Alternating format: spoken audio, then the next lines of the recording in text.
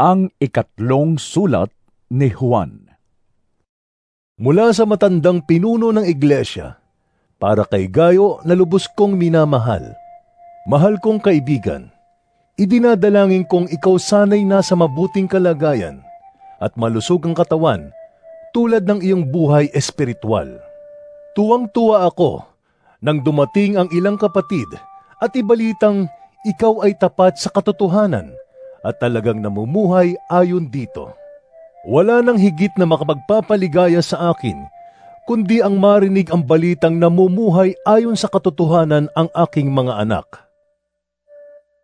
Mahal kong kaibigan, tapat ang iyong paglilingkod sa mga kapatid, kahit sa mga hindi mo kilala.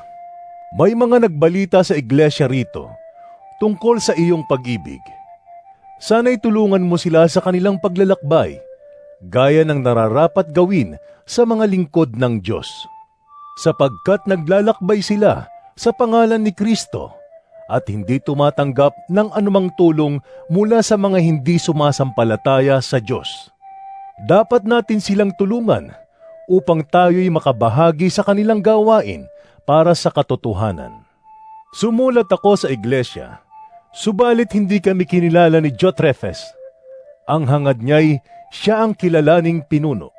Kaya't pagpunta ko diyan, uungkatin ko ang lahat ng ginawa niya at ang mga kasinungalingang sinabi niya laban sa amin. At hindi pa siya nasiyahan doon. Ayaw niyang tanggapin ang mga kapatid na dumarating at inahadlangan pa niya at pinapalaya sa iglesia ang mga nais tumanggap sa mga iyon. Minamahal, huwag mong tularan ang masama. Sa halip, tularan mo ang mabuti, sapagkat ang gumagawa ng mabuti ay sa Diyos. Ang gumagawa ng masama ay hindi pa nakakita sa Diyos. Mabuti ang sinasabi ng lahat tungkol kay Demetrio, at iyan din ang patotoo ng katotohanan tungkol sa kanya.